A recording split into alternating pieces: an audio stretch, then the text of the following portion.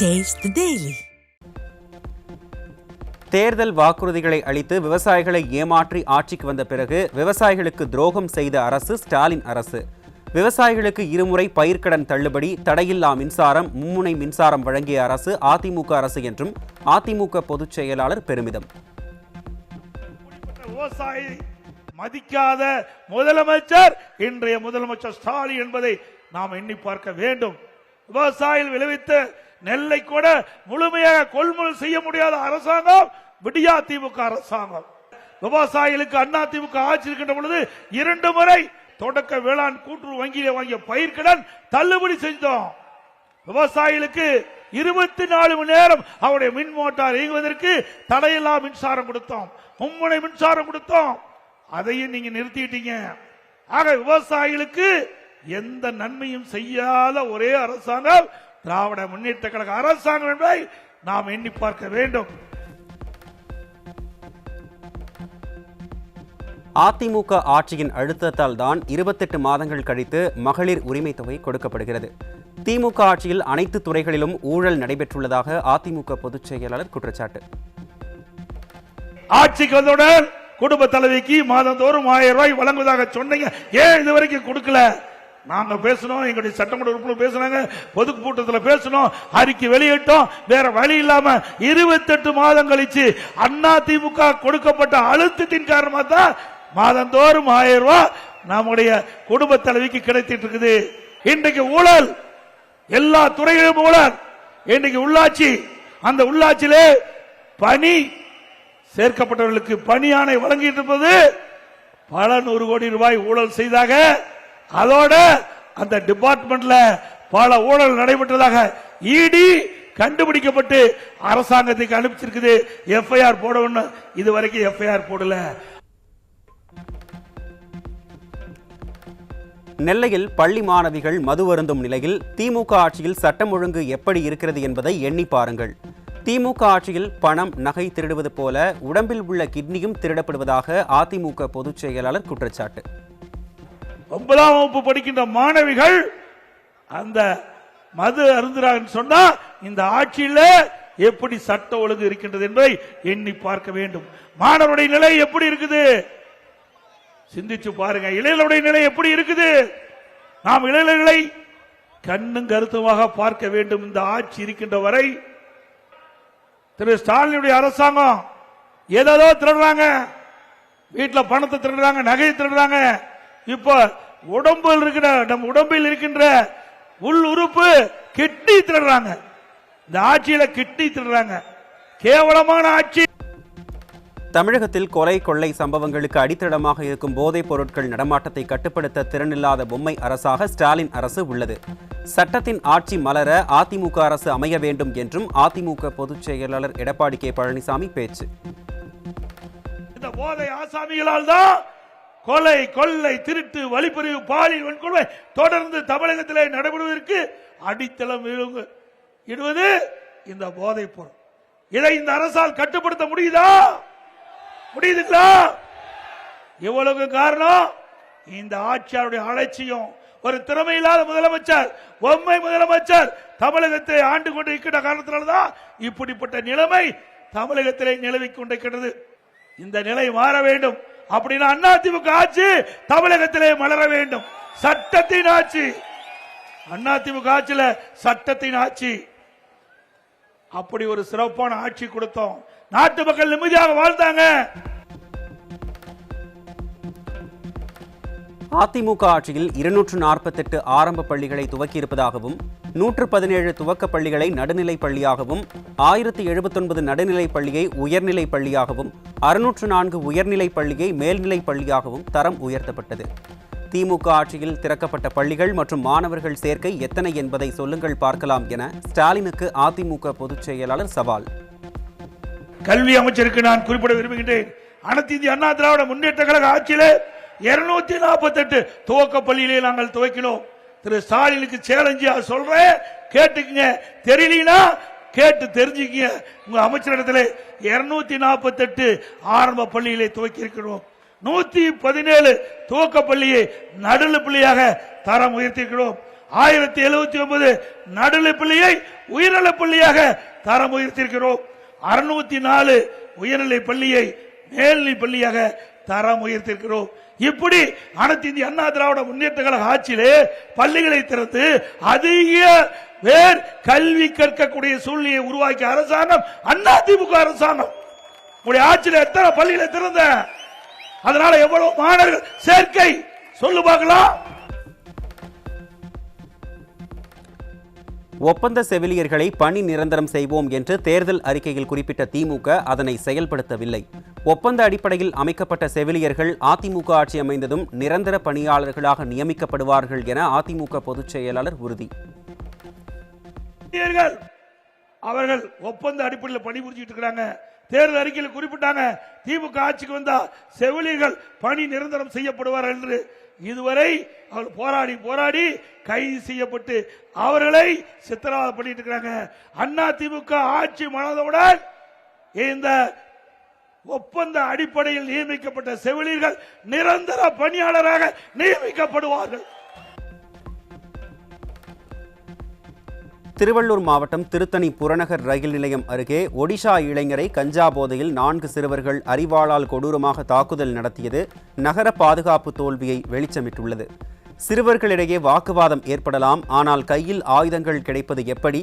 இதுதான் இளைஞர்களை வழிநடத்தும் திராவிட மாடல் ஆட்சியா அல்லது எந்த கொம்பனும் குறை சொல்ல முடியாத ஸ்டாலின் மாடல் ஆட்சியா என பொதுமக்கள் சரமாரி கேள்வி.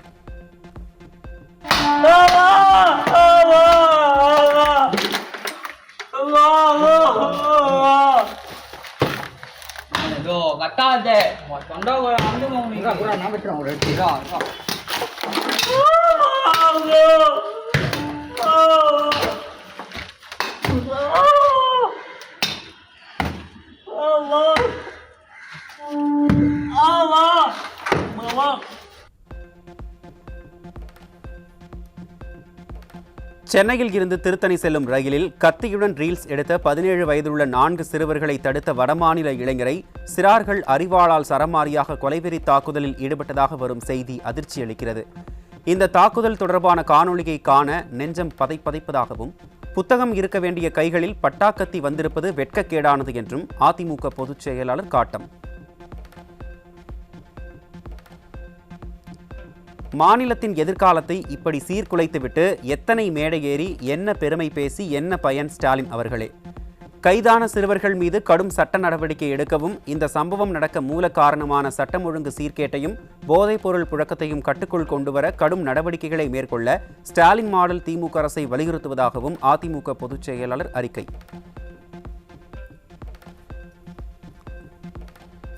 கோவை மாவட்டத்திற்கு திமுக அரசு ஏதாவது ஒரு திட்டத்தை கொண்டு வந்ததாக சொல்ல முடியுமா என அதிமுக முன்னாள் அமைச்சரும் தலைமை நிலைய செயலாளருமான SP வேலுமணி கேள்வி. கோவையில் பாஜகவின் தமிழகம் தலைநிமிர தமிழனின் பயணம் நிகழ்வில் பேசிய முன்னாள் அமைச்சர் SP வேலுமணி, திமுக ஊடக வெளிச்சத்தில் ஓடிக்கொண்டிருப்பதாகவும் திமுக இனி ஆட்சிக்கு வராது என்றும் திட்டவட்டம். கோவை மாவட்டத்துக்கு நான் உள்ளாட்சித்துறை அமைச்சராக இருந்தேன். இன்னைக்கு புறத்துறை அம்மா இருக்கும் பொழுது கிட்டத்தட்ட 12 மாநகராட்சிக்கு 11 மாநகராட்சிக்கு ஸ்மார்ட் சிட்டி திட்டத்தை அம்மா கேட்டு வாங்கினாங்க. பாரத பிரதமர் கொடுத்தாரு. ஏதாவது ஒரு திட்டம் இந்த நம்முடைய கோவை மாவட்டத்துக்கு திமுக ஆட்சி வந்த பின்னால் ஏதாவது ஒரே ஒரு திட்டத்தை சொல்லுங்க, இங்க கொண்டு வந்தா சொல்லிவிட்டு 5 வருஷம். திமுக தேர்தல் வாக்குறுதிப்படி பணி நிரந்தரம் கேட்டு போராடிய தூய்மை பணியாளர்களை பணி நீக்கம் செய்த திமுக அரசை கண்டித்து ஆக்ரோஷத்துடன் அண்ணா அறிவாலயத்தை முற்றுகையிட்ட தூய்மை பணியாளர்கள். போராட்டத்தில் ஈடுபட்ட தூய்மை பணியாளர்களை கைது செய்து மாடல் அரசின் காவல்துறை மூலம் ஒடுக்குமுறையை கையாளும் ஸ்டாலினுக்கு கடும் கண்டனம்.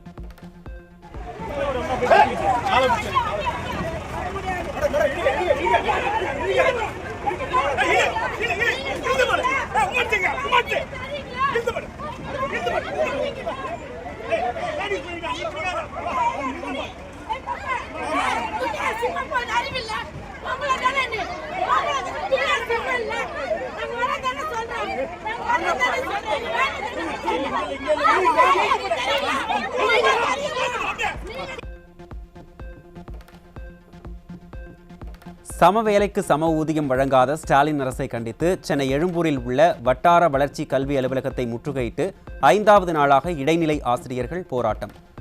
வாக்குறுதி எண் 311 கையில் எழுதியும் பதாகைகளை ஏந்தியும் கோஷமிட்டு விளம்பரமாடல் திமுக அரசுக்கு ஆசிரியர்கள் கடும் கண்டனம்.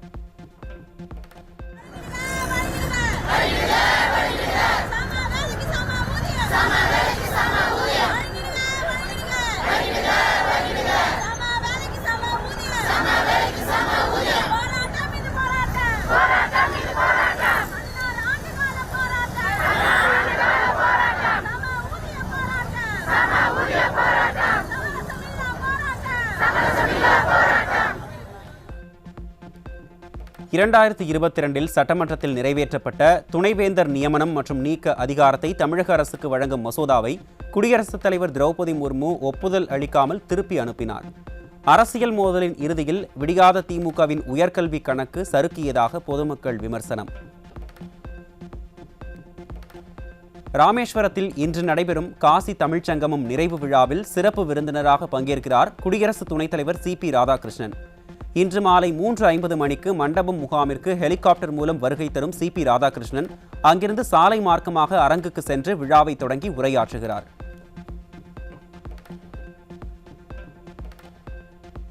உலக ரேபிட் செஸ் தொடரில் வெண்கலம் வென்ற இந்தியாவின் அர்ஜுன் மற்றும் ஹம்பிக்கு பிரதமர் மோடி வாழ்த்து. போட்டி மீதான அர்ப்பணிப்பு மற்றும் விடாமுயற்சியை பாராட்டி எதிர்கால முயற்சிகள் சிறப்பாக அமைய வாழ்த்துவதாகவும் பிரதமர் குறிப்பிட்டுள்ளார். தேசிய வளர்ச்சி பாதைக்கு வலுவூட்டும் வகையில் 2026-27 நிதியாண்டுக்கான பட்ஜெட் குறித்து பொருளாதார அறிஞர்கள் மற்றும் துறைசார் நிபுணர்களுடன் இன்று ஆலோசனை நடத்துகிறார் பிரதமர் மோடி. வளர்ச்சியடைந்த பாரதம் கனவை உறுதியாக முன்னெடுக்கும் இந்த முயற்சி பாராட்டுக்குரிய நிலையில் பட்ஜெட் கூட்டத்தொடரில் வரும் பிப்ரவரி 1ஆம் தேதி நிதியமைச்சர் நிர்மலா சீதாராமன் நிதிநிலை அறிக்கையை தாக்கல் செய்கிறார்.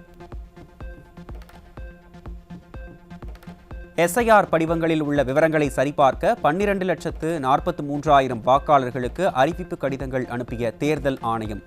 வாக்காளர் சமர்ப்பிக்கும் ஆவணங்கள் ஆய்வுக்கு உட்படுத்தப்பட்டு இறுதி வாக்காளர் பட்டியல் பிப்ரவரி 17ஆம் தேதி வெளியிடப்படும் என அறிவிப்பு. தஞ்சாவூர் மாவட்டம் பாபநாசத்தில் அரசு பள்ளி +2 மாணவிக்கு பாலியல் தொல்லை கொடுத்த ஆசிரியர் போக்சோவில் சிக்கினார்.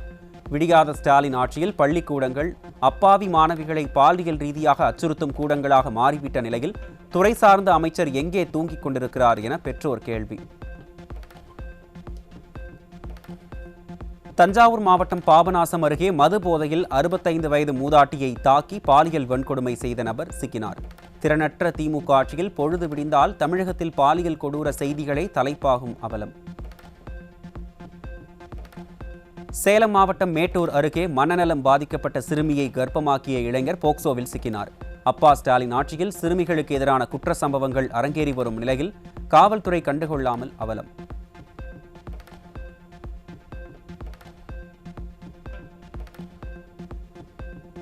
வேலூரில் கடந்த 2022 15 வயது சிறுமியை பாலியல் வன்கொடுமை செய்து பாலியல் தொழிலில் ஈடுபடுத்திய வழக்கை சரியாக விசாரிக்காத 6 காவலர்கள் 9 லட்சம் ரூபாய் இழப்பீடு வழங்க மாநில மனித உரிமை ஆணையம் உத்தரவு. போக்சோ சட்டத்தை அலட்சியப்படுத்திய போலீசாரின் திராணியின்மை ஸ்டாலின் ஆட்சியின் சட்ட ஒழுங்கு சிதைவை வெளிப்படுத்துவதாக மக்கள் விமர்சனம்.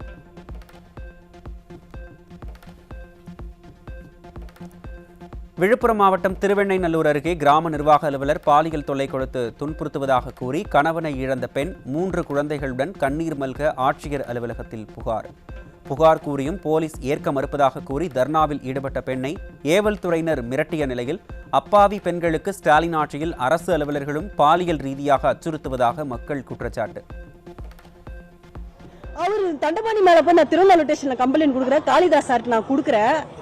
அவர் வாங்கி 1 வாரமா கேஸே போடல சார். என்ன சமாதானம் அவர் யார் சார் என்ன போக சொல்றாரு? அப்ப நான் செத்தா பரவாயில்லையா, ரோட்ல நடமாட மாட்டேன் அப்படின்னு அவன் தண்டபாணி என்ன கேக்குறான். நான் பயந்து கம்ப்ளைண்ட் கொடுக்குறேன் சார். நைட்டு 9:30 மணி வரைக்கும் ஸ்டேஷன்லயே நின்று கிடக்குறேன். நான் கடைசி வரைக்கும் கேஸே போடல சார். நேத்து போறேன் திட்டுறாரு, கேஸே போடல. அப்புறம் எங்க தான் நான் போறது? இந்த மாதிரி அதிகாரிகளே இந்த மாதிரி வேலை செஞ்சா நான் எங்க போறது? எனக்கு வந்து சப்போர்ட்டுக்கு ஆளும் இல்ல, பணபலமும் இல்ல, என் வீட்டுக்காரனும் இல்ல. எங்க நான் போறது? நான் படிக்கவும் இல்லை சார். திருவள்ளூர் மாவட்டம் ஆவடியில் ஒரே ஆண்டில் 1800 கிலோ கஞ்சா சிக்கியதுடன் 730 பேர் பிடிபட்டிருப்பது அம்பலம். குற்றங்கள் குறைந்து என்று அரசு புகழ்ச்சி பேசும் வேளையில் போதைப்பொருள் புழக்கம் விரிவடைந்தது எப்படி என கேள்வி எழுப்பும் பொதுமக்கள், இதுதான் ஸ்டாலின் மாடல் ஆட்சியின் போதை ஒழிப்பு நடவடிக்கையா என சரமாரி கேள்வி. திருவண்ணாமலையில் மெத்தபெட்டமைன் போதைப்பொருள் விற்பனை செய்த 3 பேர் சிக்கினர். விளம்பர மாடல் ஆட்சியில் கஞ்சா விற்பனை களை கட்டி வருவதாகவும், திறனற்ற ஸ்டாலின் அரசின் ஏவல் துறை நடவடிக்கை எடுக்காமல் மெத்தனமாக இருப்பதாகவும் பொதுமக்கள் குற்றச்சாட்டு.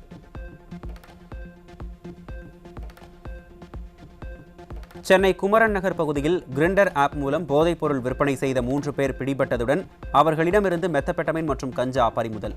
தமிழகத்தில் இளைஞர்களை சீரழிக்கும் போதைப் பொருட்கள் கடத்தல் அதிகரித்துள்ள நிலையில் விடியாத ஸ்டாலின் மாடல் ஏவல் துறை கும்பகர்ணனை விட கொடிய தூக்கத்தில் இருப்பதாக மக்கள் விமர்சனம்.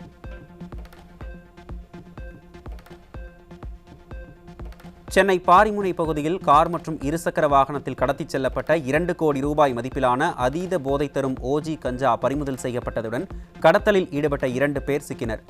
இளைஞர்கள் வாழ்க்கையை சீரழிக்கும் போதைப்பொருள் புழக்கம் தமிழகத்தில் அதிகரித்துள்ள நிலையில் தடுக்க வேண்டிய காவல்துறையினரோ கும்பகர்ணனை விட கொடிய தூக்கத்தில் இருப்பதாக குற்றச்சாட்டு.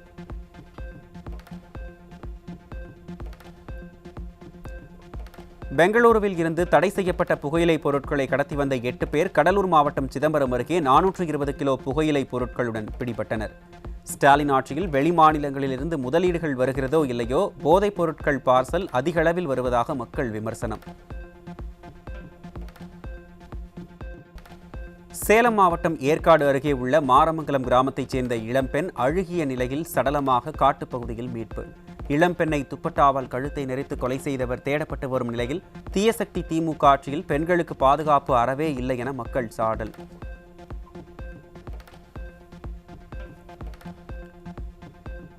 ராமநாதபுரம் அம்மாபட்டினத்தில் வீடு புகுந்து 110 பவுன் நகை, 45,000 ரொக்கம் ஆகியவற்றை மூவர் கொள்ளையடித்த நிலையில் ஏற்கனவே கோவை சிறையிலேயே குற்றவாளிகள் கொள்ளை திட்டம் தீட்டியது அம்பலம். சீர்திருத்தம் செய்ய வேண்டிய சிறைகள் ஸ்டாலின் ஆட்சியில் குற்றவாளிகள் சந்திப்பிடமாகவும் குற்றங்களுக்கு ஸ்கெட்ச் போடும் மையமாகவும் மாறியுள்ளதாக மக்கள் விமர்சனம். தமிழகத்தில் அதிமுக தலைமையிலான அரசு அமைந்ததும் அதிமுக பொதுச் செயலாளர் எடப்பாடி கே பழனிசாமி மத்திய அரசின் 125 நாள் வேலை திட்டத்தை 150 நாட்களாக உயர்த்துவார். கோவை பாஜக பொதுக்கூட்டத்தில் பேசிய அக்கட்சியின் முன்னாள் மாநில தலைவர் அண்ணாமலை திட்டவட்டம். அதனால் இங்க இருக்கக்கூடிய 100 நாள் வேலைவாய்ப்பு திட்டத்தில் பயன்பெறக்கூடிய நம்முடைய அம்மாக்கள், நம்முடைய சகோதரிகள், நம்முடைய தாய்மார்கள் எல்லோரும் நன்றாக புரிந்து கொள்ள வேண்டும். நம்முடைய ஆட்சி இங்க வந்தா மட்டும்தான் நம்முடைய தேசிய ஜனநாயக கூட்டணியுடைய முதலமைச்சர் வேட்பாளர் அண்ணன் எடப்பாடி பழனிசாமி அவர்கள் முதலமைச்சராக வரும் பொழுது இந்த 125 நாள் என்பது 150 நாள் என்பது நம்ம தாங்க செய்ய முடியும், அவங்க செய்ய முடியாது. இந்தியாவில் எங்கும் இல்லாத அளவிற்கு அதிமுக ஆட்சியில் பொள்ளாச்சி கோவை சாலை 40 கிலோமீட்டர் தூரத்திற்கு 500 கோடி ரூபாய் மதிப்பீட்டில் உலக தரமிக்க கான்கிரீட் சாலையை போடப்பட்டுள்ளது. பாஜக மாநில முன்னாள் தலைவர் அண்ணாமலை பெருமிதம்.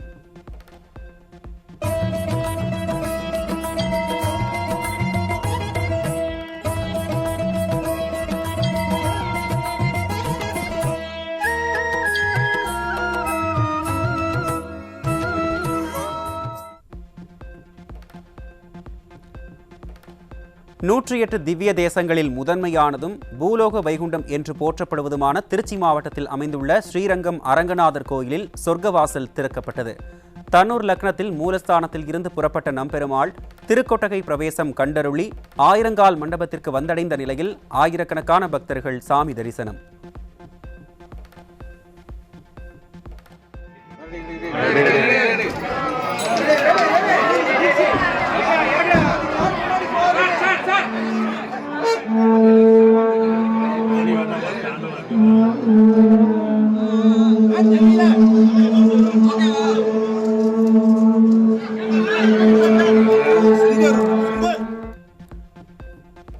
சென்னை திருவல்லிக்கேணி பார்த்தசாரதி கோயிலில் அதிகாலை 4:30 மணிக்கு சொர்க்கவாசல் திறக்கப்பட்டது. சொர்க்கவாசல் திறப்பு நிகழ்ச்சியில் திரளான மக்கள் கலந்து கொண்டு சாமி தரிசனம்.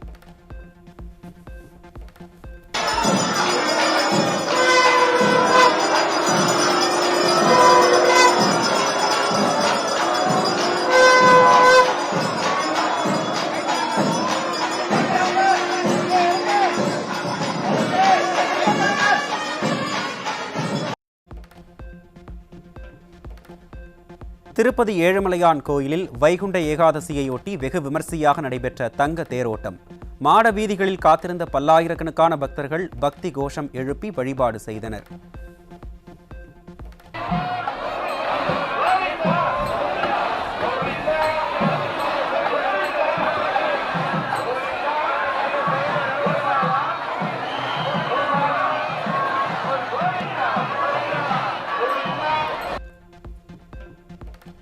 தமிழகத்தில் புயல் கண்காணிப்பு, கனமழை முன்னறிவிப்பில் தொடர் தோல்விகளை சந்தித்த திமுக அரசு மத்திய அரசின் மிஷன் மௌசம் திட்டத்தின் கீழ் 5 புதிய டாப்லர் வானிலை ரேடார்களை நிறுவ திட்டம்.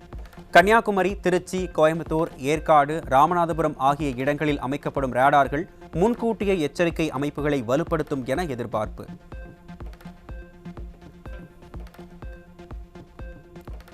ராணுவம், கடற்படை, விமானப்படைக்கான 79,000 கோடி ரூபாய் மதிப்பிலான மிகப்பெரிய ஆயுத கொள்முதல் திட்டங்களுக்கு பாதுகாப்பு கொள்முதல் கவுன்சில் ஒப்புதல்.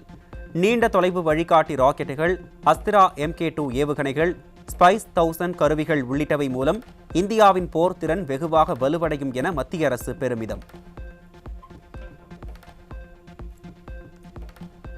மத்திய அரசு 100 நாள் வேலை திட்டத்தை 125 நாட்களாக உயர்த்தியதால் மாநிலங்களுக்கு குறைந்த நிதிச்சுமை. தமிழகத்திற்கு மட்டும் கூடுதல் பலனாக 17,000 கோடி ரூபாய் ஆதாயம் கிடைக்கும் என ஸ்டேட் பேங்க் ஆஃப் இந்தியா கணிப்பு. ஒடிஷா பாலசோர் சந்திப்பூரில் 120 கிலோமீட்டர் தூர இலக்கை தாக்கும் பினாக்கா ராக்கெட் சோதனை வெற்றிகரமாக நடந்தது.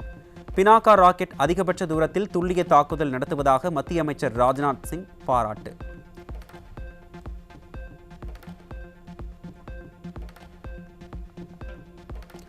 வான் தகவல் தொடர்பு கருவிகளை தயாரிக்க இந்திய விமானப்படை சென்னை IIT-யுடன் புரிந்துணர்வு ஒப்பந்தம். இந்த அமைப்பு பாதுகாப்பான, நம்பகமான மற்றும் சிறந்த தரவு பரிமாற்றத்துக்கும் நவீன ராணுவ செயல்பாடுகளுக்கும் முக்கிய பங்கு வகிக்கும் என தகவல்.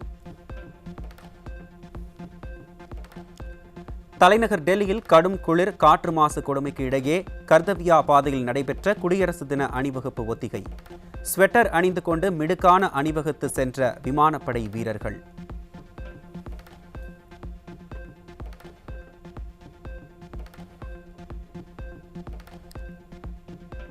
சென்னையில் வெவ்வேறு இடங்களில் தடை செய்யப்பட்ட கஞ்சா சுமார் 2.5 கிலோ வைத்திருந்த 4 பேர் மற்றும் பீடா கடையில் குட்கா விற்பனை செய்த நபர் உள்ளிட்டோர் சிக்கினர்.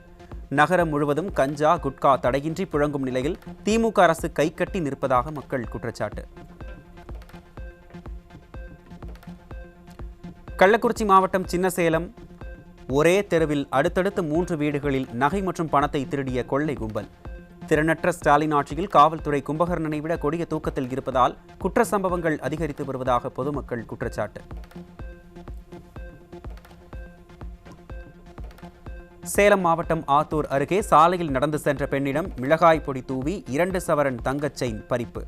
பொம்மை முதல்வர் ஸ்டாலின் ஆட்சியில் ஏவல்துறை மீது சிறிதும் பயம் இல்லாததால் குற்ற சம்பவங்கள் அதிகரிப்பதாக மக்கள் குற்றச்சாட்டு.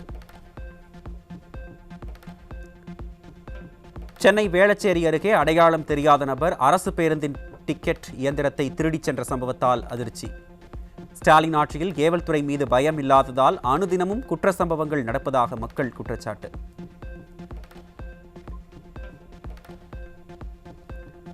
எல்லை தாண்டி மீன்பிடித்ததாக ராமேஸ்வரத்தைச் சேர்ந்த 3 மீனவர்கள் கைது செய்யப்பட்ட நிலையில் நடுக்கடலில் மீனவர்களை மீன்பிடிக்க விடாமல் விரட்டி வானில் சிவப்பு நிற பட்டாசு வெடித்து இலங்கை கடற்படை அச்சுறுத்தல்.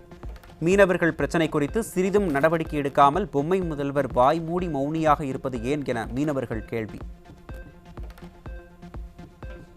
இந்த 3 கடல்ல மட்டும் தொயந்து கிறிஸ்துமஸுக்கு முதல் நாள்ல எங்க படகு ஒன்று, ராமேஸ்வரம் பகுதியில் 12 மீனவர் ஒரு படகு, நேற்று மண்டபம் பகுதியில் ஒரு படகு 3 மீனவர், இன்று ராமேஸ்வரம் பகுதியில் ஒரு படகு 1 மீனவர், 3 மீனவர் தொடர்ச்சியாக கைது பண்ணிட்டே இருக்காங்க.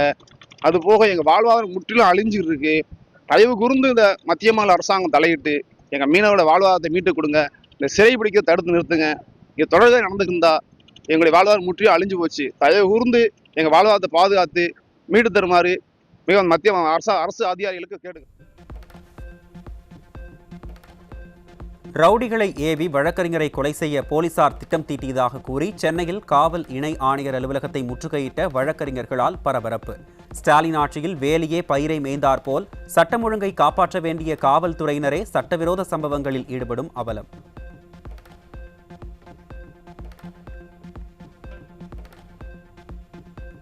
தமிழக சுற்றுலா வளர்ச்சிக்கு 20,000 கோடி ரூபாய் முதலீடு, 25 லட்சம் வேலை வாய்ப்பு என கனவு கணக்கு காட்டும் ஸ்டாலின் மாடல் அரசு.